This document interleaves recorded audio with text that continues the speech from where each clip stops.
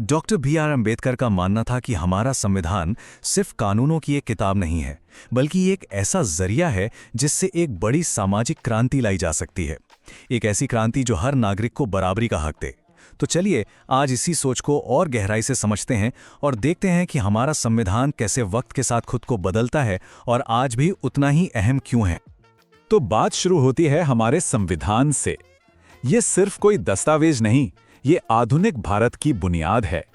इसे 1949 में अपनाया गया और 1950 में लागू किया गया। और जानते हैं, ये सिर्फ कुछ नियम कानून नहीं थे, ये एक वादा था, एक नए और बेहतर भारत का वादा। और एक मजेदार बात, हमारा संविधान पता है दुनिया का सबसे लंबा लिखा हुआ संविधान है। जी हां, जब ये बना था तो इसमें 395 आर्टिकल्स और 8 शेड्यूल्स थे। अब कोई सोचेगा इतना बड़ा क्यों? भाई, भारत जैसा देश, इतनी विविधता, तो एक ऐसा संविधान तो चाहिए ही था जो हर किसी को अपने में समेट के चल सके। अब देखिए, हमारे देश का पूरा सिस्टम 3 मजबूत पिलर्स पर खड़ा है। पहला, पार्लियामेंट्री सिस्टम, यानी सरकार के मुखिया प्रधानमंत्री होते हैं। दूसरा, फेडरल स्ट्रक्चर, मतलब केंद्र और राज्यों के बीच पावर का बंटवारा। और तीसरा, सबसे जरूरी, एक आजाद जुडिशरी जो हम सबके अधिकारों की पहरेदार है। लेकिन एक बात समझनी बहुत जरूरी है, हमारा संविधान कोई पत्थर की लकीर नहीं है जिसे बदला ना जा सके। नहीं, इसे तो एक लिविंग डॉक्यूमेंट, यानी एक जीते जागते दस्तावेज की तरह बनाया गया था, जो देश के साथ साथ सांस ले और वक्त के साथ बदलती जरूरतों के हिसाब से खुद को ढाल ले। तो सवाल उठता है कि ये होता कैसे है, मतलब बदलाव लाया कैसे जाता है। हमारे संविधान बनाने वालों ने इसका भी पूरा इंतजाम किया था।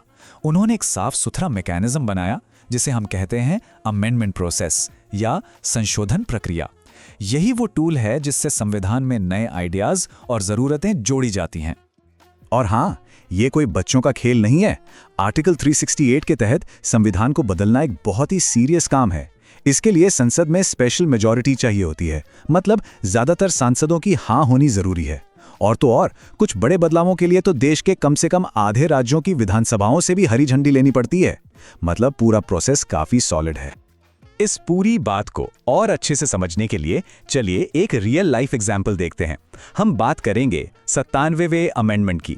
ये एक परफेक्ट उदाहरण है कि कैसे संविधान देश की जमीनी हकीकत, मतलब आर्थिक और सामाजिक जरूरतों के हिसाब से खुद को अपडेट करता है।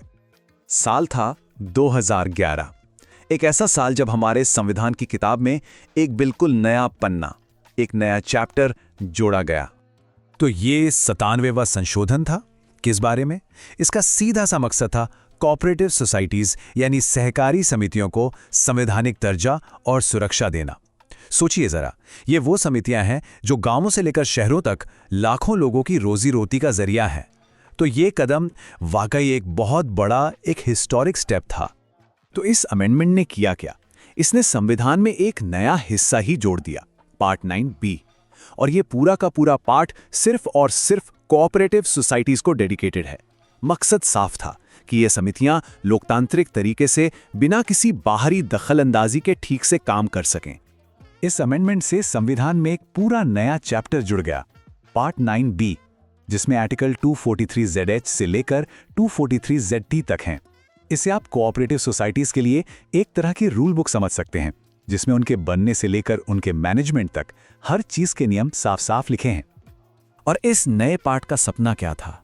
सपना था ऐसी कोऑपरेटिव सोसाइटीज बनाने का जो डेमोक्रेटिक हों, प्रोफेशनली चलें, आज़ाद हों और सबसे ज़रूरी, आर्थिक रूप से अपने पैरों पर खड़ी हों। यही 4 पिलर्स हैं जो इस संशोधन की जान है।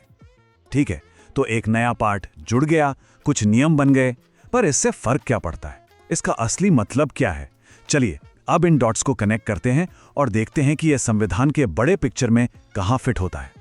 पहला और सबसे बड़ा बदलाव, इसने कोऑपरेटिव सोसाइटी बनाने के हक को एक फंडामेंटल राइट यानी मौलिक अधिकार बना दिया, आर्टिकल 19 के तहत।